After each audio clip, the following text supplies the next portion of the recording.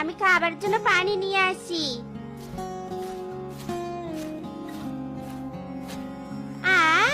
মাছ ভাজিগুলো দেখতে দারুণ হয়েছে। এত বড় মাছের ভাজি খাবো আর একটা ছবি ফেসবুকে আপলোড করব না, তা কি করে হয়?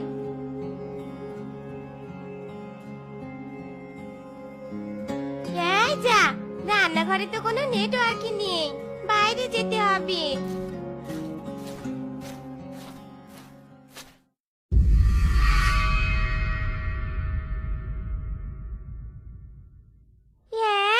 মাছগুলো গেল কোথায়?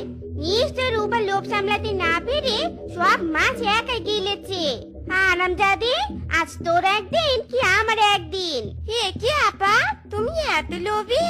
মাছ ভাজিগুলো একাই সাবার করলে? যে না বড় মাছের ভাজি দেখেছো, অমনি এমনি তোমার জিভ লম্বা হয়ে গেল। মুখ সামলে কথা বল ছোট, আমি লোভী নই, লোভী তো তুই। হারামজাদে, নিজে সব মাছ গিলে আমাকে এখন দোষ দেওয়া হচ্ছে, তাই নে রে?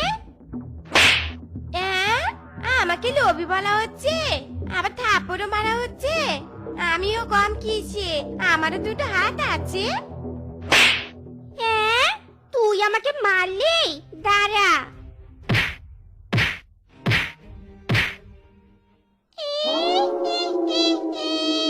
এটা পুরো বিনোদনের ভরপুর। আরে আরে থামো তোমরা, কি শুরু করেছো? কি হয়েছে আমাকে বলো। হারামজাদা, সবকিছু তোর জন্য হয়েছে।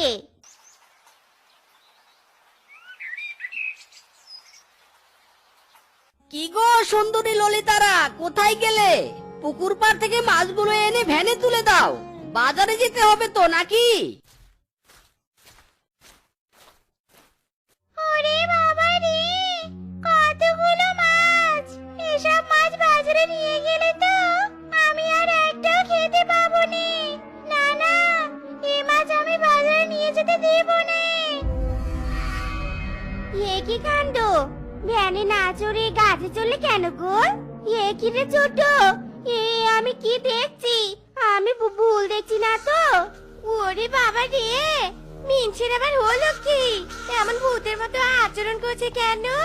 ওগো, নেমে এসো গো, নেমে এসো, এসো বলছি। দোয়াই তোমার, কাঁচা মাছগুলো এমন করে কেউ নে। এ ছি, কাঁচা মাছ কেউ খায়? হ্যাঁ, তোমার তো